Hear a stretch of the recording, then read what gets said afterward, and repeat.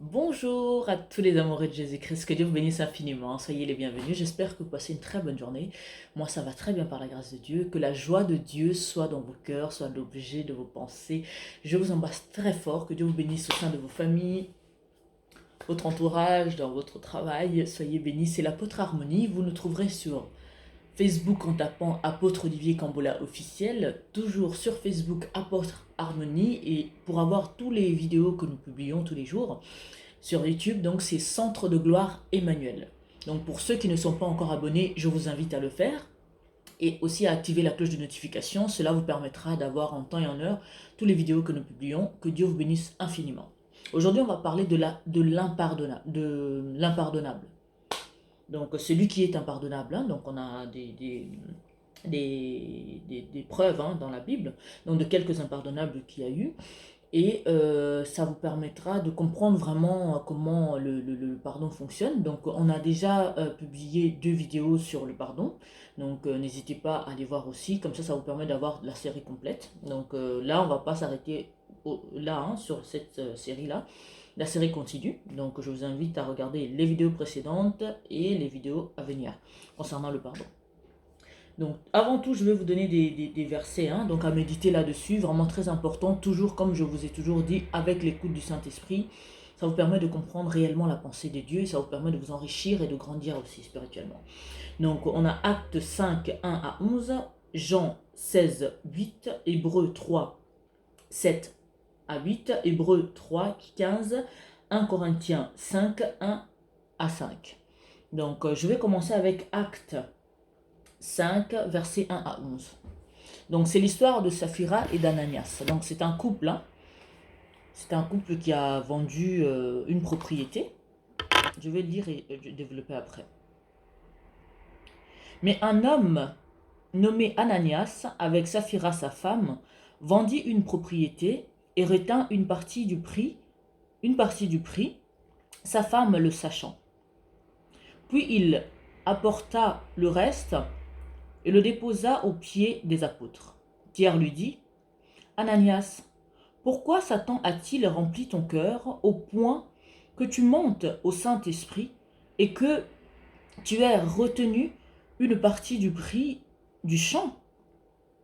S'il n'eût pas été vendu, ne te restait-il pas? Et après qu'il a été vendu, le prix n'était-il pas à ta disposition? Comment as-tu pu mettre en ton cœur un pareil dessein? Ce n'est pas à des hommes que tu as menti, mais à Dieu. Ananias entendit ces paroles, tomba et expira. Une grande crainte saisit tous les auditeurs.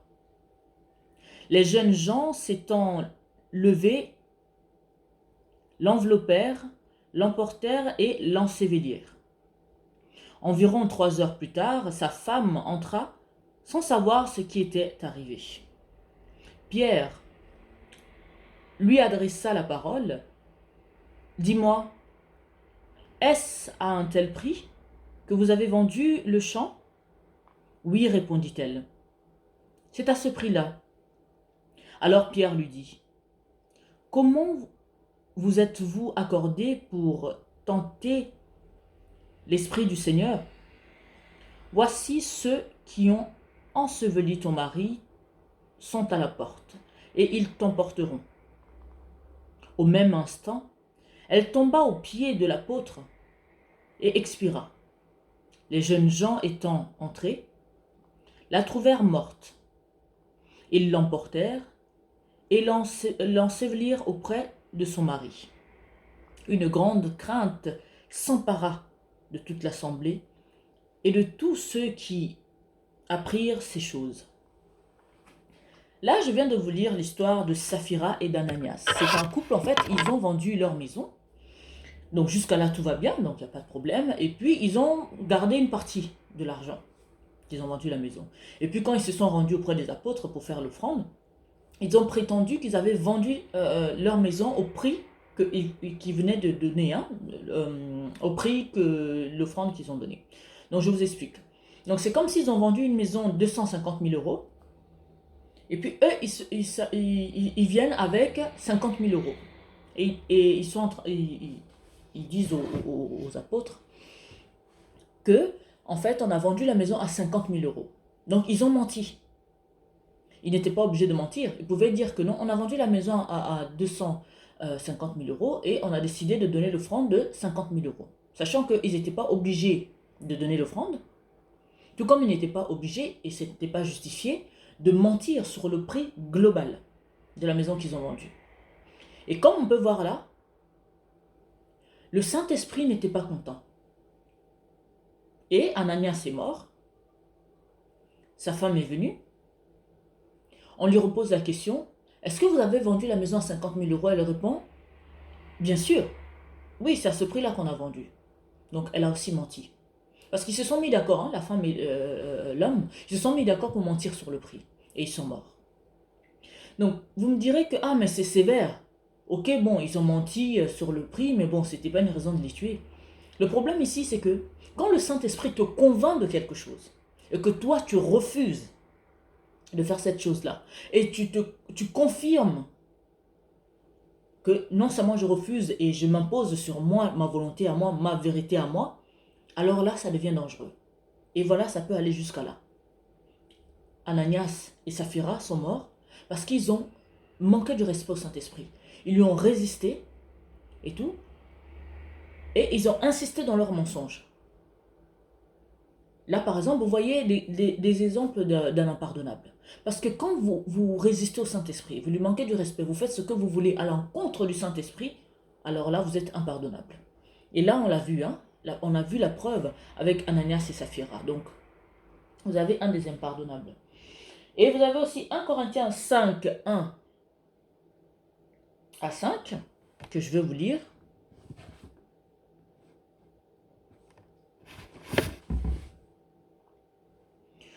On entend dire généralement qu'il y a parmi vous de l'impudicité et une impudicité telle qu'elle ne se rencontre pas même chez les païens. C'est au point que l'un de vous a la femme de son père. Et vous, et vous êtes enflé d'orgueil. Et vous n'avez pas été plutôt dans l'affliction, afin que celui qui a commis cet acte fût ôté du milieu de vous.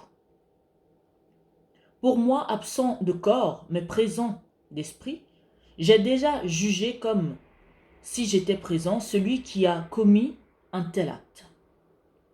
Au nom du Seigneur Jésus, vous et mon esprit étant assemblés avec la puissance de notre Seigneur Jésus, qu'un tel homme soit livré à Satan pour la destruction de la chair, afin que l'esprit soit sauvé au jour du Seigneur Jésus. Là, par exemple, on parle d'un autre impardonnable. Il couche avec la femme de son père, et en plus, il est très orgueilleux, donc il ne reconnaît pas son erreur. Et cette personne reste quand même dans le milieu de l'assemblée. On va dire, il reste dans l'église, par exemple. Et là, on est en train de dire que non, qu'un tel homme soit livré à Satan pour la destruction de la chair. Bien aimé dans le Seigneur, cet homme non seulement pêche, il n'est pas repentant. Avant de pécher, le Saint-Esprit lui a dit, ne fais pas ça, ce n'est pas bien. Vous, avant de faire quelque chose de pas bien, votre cœur vous dit non, non, non, c'est pas bien. C'est le Saint-Esprit qui vous dit non, c'est pas bien. Mais vous faites quand même. Cet homme, premièrement, avant de pécher, le Saint-Esprit lui dit non, fais pas ça. Il le fait quand même. Non seulement il le fait, il n'est pas repentant, puisqu'il se permet même d'être orgueilleux. Et tout. Donc il n'est pas mal après pour dire que ah non, j'aurais pas dû faire ça, j'ai laissé mes émotions, mon corps faire ce qu'il voulait. Enfin, non, la personne est en plus enflée d'orgueil. Et là, le Saint-Esprit me dit qu'une telle personne ne doit pas rester au milieu de vous. C'est comme une pomme pourrie que vous laissez au milieu des pommes saines. Ça va déteindre sur les autres pommes, ça va abîmer d'autres pommes. Ne laissez pas le péché prendre racine au milieu de vous. Ne laissez pas l'orgueil prendre racine dans votre cœur. Ne laissez pas votre petitesse prendre place. On ne résiste pas au Saint-Esprit. Quand le Saint-Esprit t'interdit quelque chose ou te demande de faire quelque chose et que tu refuses, tu le résistes. Il te dit une fois, deux fois, trois fois, quatre fois. Au bout d'un moment, il est sans précédent. Parce que là, à la fin, il dit qu'un tel homme soit livré à Satan pour la destruction de la chair, afin que l'esprit soit sauvé au jour du Seigneur Jésus. Donc la mort, Ananias et Saphira, ils n'ont pas obéi au Saint-Esprit, ils ont résisté. Le Saint-Esprit les a convaincus et ils ont dit non. Qu'est-ce qui s'est passé? Le Saint-Esprit les a tués.